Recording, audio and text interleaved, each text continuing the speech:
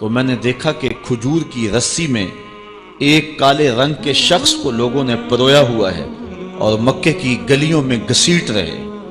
تو میں نے پوچھا کہ یہ شخص کون ہے؟ تو لوگوں نے کہا اس کا نام بلال ہے۔ تو میں نے کہا کس جرم کی سزا اسے دے رہے ہو؟ تو انہوں نے کہا کہ یہ ایک نئے دین میں داخل ہوا ہے اور ہم اس کو منحرف کرنا چاہتے ہیں۔ کہتے میں نے دیکھا کہ وہ جوں جوں گھسیٹتے اس کی زبان پر احد احد کی صدا تیز ہوتی چلی جا رہی تھی۔ زخم پہ زخم کھا کے جی، خون جگر کے گھونٹ پی، آہ نہ کر لبوں کو سی، یہ عشق ہے دل لگی نہیں۔ یہ چند لمحوں کے لیے دل بہلانے کی کہانی نہیں ہے کہ جس محبت میں سختی آئی تو راستہ بدل لیا۔ یہ ان راستوں کا ان لوگوں نے اہتمام کیا تھا اور ان راستوں کے مسافر بنے تھے کہ راستے میں پہاڑ بھی ہوں تو یہ چیر کے آگے گزر جائیں۔ بلال حبشی کو ان کا ظالم آقا مارتا ہے، کبھی ان کے ہاتھوں میں میخیں ٹھونکتا ہے، کبھی زبان پہ تپتے ہوئے کوئلے رکھتا ہے، کبھی رسی پاؤں میں ڈال کر کے اوباش لڑکوں کے ہاتھوں میں دیتا ہے کہ اس کو گھسیٹے، کبھی کچھ، لیکن بلال ہیں کہ آگے سے مسکرا رہے ہیں، آہد آہد کا نغمہ پکار رہے ہیں۔ کسی نے رک کے کہا بلال یہ عجیب تماشا ہے، وہ تمہیں مار رہے ہیں اور تم آگے سے آہد آہد پکار رہے ہو۔ تو حضرت بلال بولے تم جاؤ نا بازار میں مٹی کا پیالہ خریدنے کے لیے تو اس کو بھی ٹھونک ٹھونک کے دیکھتے ہو، اس کی آواز تو ٹھیک ہے، کہیں کچا تو نہیں ہے؟ کہا تم تو مٹی کا پیالہ بھی خریدو تو ٹھونک بجا کے دیکھو، یہ کہیں کچا تو نہیں ہے، اس کی آواز تو ٹھیک ہے۔ کہا میرا مالک بلال کو خرید رہا ہے، دیکھ رہا ہے بلال کچا تو نہیں ہے، اس کی آواز تو ٹھیک ہے۔ میں کہتا ہوں مالک خرید لے بلال کو، کھال ادھر بھی جائے گی، حق حق کی صدا ختم نہیں ہوگی۔ محبت کی یہ البیلی اور انوکھی داستانیں اہل ایمان رقم کی ہیں۔ اگر اس عنوان سے بات کی جائے تو یہ تاریخ کا ایک ایسا باب ہے۔ حضرت سمیہ رضی اللہ تعالی عنہ اسلام کی پہلی شہیدہ، جن کو مکے کے چوک میں ابو جہل نے جو ہے وہ نیزہ مار کر کے شہید کیا۔ راہ خدا میں بہنے والا یہ خون تاریخ اسلام نے محفوظ کر لیا، ایک عورت کا خون تھا۔ اور پھر حضرت عمار ابن یاسر کے والد حضرت یاسر کو بھی شہید کیا گیا، دونوں ماں باپ شہید ہو گئے اور بیٹا پھر بھی ڈٹا ہوا ہے۔ کافروں نے حضرت عمار ابن یاسر کو پکڑ کے تپتی ہوئی آگ میں ڈال دیا اور انہوں نے رخ کیا حضور کے کاشانہ انور کی طرف اور آنکھوں میں آنسو امڈ آئے تو کافر سمجھے شاید جلتی ہوئی آگ کے شعلوں سے اور بھڑکتے ہوئے کوئلوں سے ڈر گیا ہے۔ کہا عمار گھبرا گئے ہو، تمہیں ان تپتے ہوئے کولوں سے باہر نکال لیا جائے؟ تو حضرت عمار مسکرا کے کہنے لگے میں ان تپتے ہوئے کولوں سے نہیں ڈرا، میں تو راہیں تک رہا ہوں، جس محبوب کے لیے دکھ سہ رہا ہوں کبھی وہ جلوہ فراز بھی تو ہو جائے نا۔ اچھا ادھر غلام تڑپا، ادھر آقا تشریف لے آئے۔ حضرت عمار ابن یاسر کے سر پہ ہاتھ رکھ کے حضور نے کہا یا نارو کونی بردم و سلامن علی عمار ابن یاسر کما کنت علی ابراہیم، اے آگ جس طرح ابراہیم پہ ٹھنڈی ہوئی تھی آج میرے عمار ابن یاسر پہ بھی ٹھنڈی ہو جائے۔ تو محبتوں کی یہ داستانیں بڑی دل آویز ہیں۔ تو اللہ تعالیٰ جل شانہ نے جب اپنے محبوب علیہ السلام کے غلاموں کے ساتھ یہ ہونے والے ظلم اور اس جبر کی رقم ہوتی داستان کو دیکھا تو سورۃ الفجر تب نازل ہوئی تھی۔ ایک طرف اہل ایمان کو تسلی دی کہ اگر تمہیں دکھوں میں مبتلا کیا گیا ہے تو کوئی نہیں، تم سے قبل بھی جو لوگ اس راستے کے مسافر ہوئے ہیں ان کو بھی انہی راہوں سے گزرنا پڑا ہے اور وہ بھی عظیمت کی یہ داستانیں رقم کرتے ہوئے آئے ہیں۔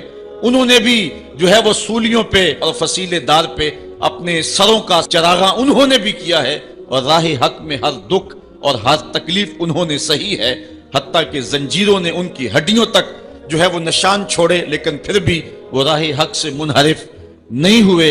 ایک تو ان کو تسلی دی اور دوسری طرف قریش کو یہ بتلانا مقصود تھا کہ تم سے قبل بھی بڑے سرکش، بڑے نمرود، حامان، شداد اور بڑے ظالم اور جابر ہوئے ہیں، لیکن آج تم دیکھو کہ ان کا نشان بھی باقی نہیں رہا۔ اگر نشان باقی رہا ہے تو حق کا نشان ہی باقی رہا ہے۔ اس لیے سورۃ الفجر اس ماحول میں نازل ہوئی ہے جبکہ جو ہے وہ اسلام کے اوپر اور اہل ایمان کے اوپر سخت آزمائشیں تھیں اور سخت جو ہے ان کے اوپر تکلیف تھی۔ فجر کی قسم کھانے کا ایک مقصد تو یہ تھا کہ ان کفار کو یہ کہنا تھا کہ جس طرح فجر طلوع ہوتی ہے اور رات ختم ہو جاتی ہے، یہ زندگی بھی جو ہے جو تم گزار رہے ہو ختم ہوگی، اور آخرت کی زندگی میں تم نے قدم رکھنا ہے اور صبح قیامت طلوع ہونے والی ہے۔ اور دوسری طرف اہل ایمان کو تسلی دینا مقصود تھا کہ راتیں جتنی بھی لمبی کیوں نہ ہوں، پو تو پھٹتی ہے اور اجالے تو نکلتے ہیں، ایک وقت آئے گا کہ اسلام کا پھریرا دنیا کے اوپر لہراتا ہوا نظر آئے گا۔ آج کی قربانیاں کل کے لیے سکھوں کا سامان بن جائیں گی۔ ساغر صدیقی نے کیا کہا تھا کہ آج تو ہیں یہ جسم آلودہ گرد سفر، آج تو ہیں یہ جسم آلودہ گرد سفر، کل انہی جسموں پہ منزل پھول بھی برسائے گی۔ آج مکے میں ستم ہیں، کل مکے والے ہاتھ باندھ کے کھڑے ہوں گے، تو وہ لمحے بھی آنے والے ہیں۔ تو فرمایا قسم ہے صبح کی بالفجر، قسم ہے صبح کی، بلیال عشر، اور 10 راتوں کی۔ 10 راتوں سے مراد کیا ہے؟ یہ ذوالحج کی 10 راتیں ہیں، جو سال کی جو ہے وہ تمام راتوں سے یہ عشرہ جو ہے وہ افضل ترین عشرہ ہے۔ دوسرا قول ہے کہ یہ رمضان کے آخری عشرے کی راتیں ہیں۔ تیسرا قول یہ ہے کہ یہ محرم کی پہلی 10 راتیں۔ یہ 3 اقوال مفسرین نے بیان کیے ہیں۔ والشفع والوتر، اور قسم ہے جفت کی اور قسم ہے طاق کی۔ مفسرین نے اس پر تقریباً 36 اقوال پیش کیے ہیں، لیکن سب سے بہترین قول یہ ہے کہ جفت سے مراد مخلوق ہے اور طاق سے مراد رب تعالیٰ کی ذات ہے۔ خالق کی قسم اور مخلوق کی قسم۔ واللیل اذا یسر، اور رات کی قسم جب وہ، یہ قسمیں 5 فرمائیں، اور اس کے بعد فرمایا حل فی ذالک قسم الذی حجر، کیوں اس میں عقل مند کے لیے قسم ہوئی؟ یعنی یہ 5 چیزیں عقل مند کے لیے بطور قسم کافی ہیں، اور جو عاقل نہیں ہے اس کے لیے سارے زمانے کی بھی قسم اٹھا لی جائے تو اس کے لیے وہ بھی ناکافی ہے۔ تو قسم جو ہے وہ عقل مند کے لیے، پھول کی پتی سے کٹ سکتا ہے ہیرے کا جگر، مرد ناداں پہ کلام نرم و نازک بے اثر۔ ہمارے استاد کہا کرتے تھے کہ اس کو عام لوگ پڑھتے ہیں کہ پھول کی پتی سے کٹ سکتا ہے ہیرے کا جگر، تو کہتے ہیں نہیں کاٹا جا سکتا ہیرے کا جگر پھول کی پتی سے۔ یہ استفہام انکاری ہے۔ پھول کی پتی سے کٹ سکتا ہے ہیرے کا جگر، یعنی یہ ممکن ہے کہ ہیرے کے کلیجے کو پھول کی نرم نازک پتی سے کاٹ لیا جائے؟ تو جس طرح پھول کی پتی سے ہیرے کا کلیجہ نہیں کاٹا جا سکتا، اس طرح کلام نرم و نازک جو ہے وہ کسی نادان شخص پہ اثر نہیں کر سکتا۔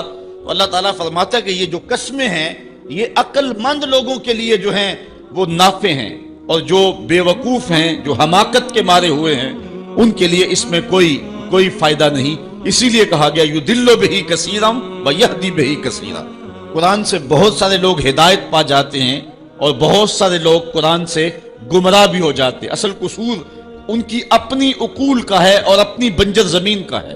12 کے در تبش خلاف نیست، در باغ لالا رویت و در بوم خار و خس، یہ بارش برس رہی ہے۔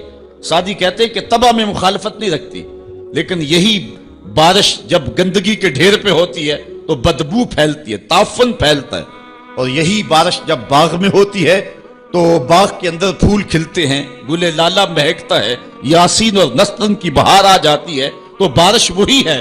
کہیں گندگی اور بدبو پھیل رہی ہے اور کہیں پھول چٹک رہے ہیں اور کلیاں مہک رہی ہیں۔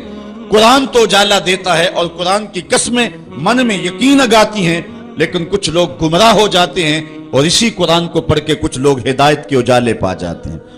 تو کہا کہ یہ جو 5 قسمیں ہیں یہ عاقل لوگوں کے لیے اس میں ہی ہدایت ہے اور اس میں ہی ان کے لیے بہت کچھ ہے۔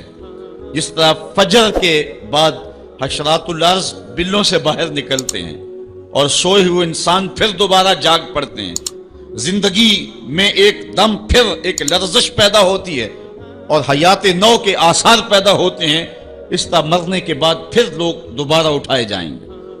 کافر کہتے تھے کہ ہم یہ بات نہیں تسلیم کرتے کہ بندہ مرنے کے بعد اٹھایا جائے گا۔ سورہ یاسین اٹھائیے، وہ کہتے ہیں کہ جب ہماری ہڈیاں ہو جائیں گی اور ہڈیاں زمین کے اندر گل سڑ کے مل جائیں گی تو پھر ان مردہ ہڈیوں کو کون اٹھائے گا؟ یہ نظر بن حارث نامی ایک شخص تھا جو قبرستان سے کوئی بوسیدہ ہڈی اٹھا لایا اور حضور کے سامنے اس ہڈی کو توڑتا ہے اور اس کے ذرے زمین پہ گرتے ہیں. کہتا ہے کہ ان ہڈیوں کو اٹھایا جائے گا جبکہ یہ بالکل جو ہے وہ ریزہ ریزہ ہو گئی.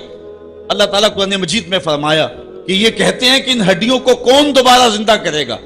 تو اللہ تعالیٰ نے قرآن مجید کے اندر جو جواب دیا وہ بڑا خوبصورت ہے. یہ کہتے ہیں ان مردہ ہڈیوں کو کون دوبارہ زندگی دے گا. تو اللہ تعالیٰ نے جواب دیا کہ جب یہ ہڈیاں بھی نہیں تھی، جس رب نے اس وقت ہڈیوں کو بھی پیدا کر لیا تو ان کو جوڑنا اس کے لیے کون سا مشکل ہے.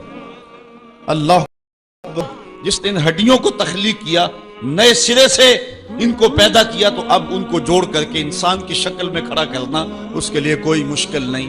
روزانہ ہم موت کی آغوش میں چلے جاتے نیند کی صورت میں، لیکن پھر اٹھ کے زندگی کے اندر وہی توانائی، وہی حرارت اور وہی تیزی اور وہی جو ہے وہ نشاط پن، یہ حشر پہ دلیل ہے. تو کہا یہ قسمیں ہیں عاقل کے لیے.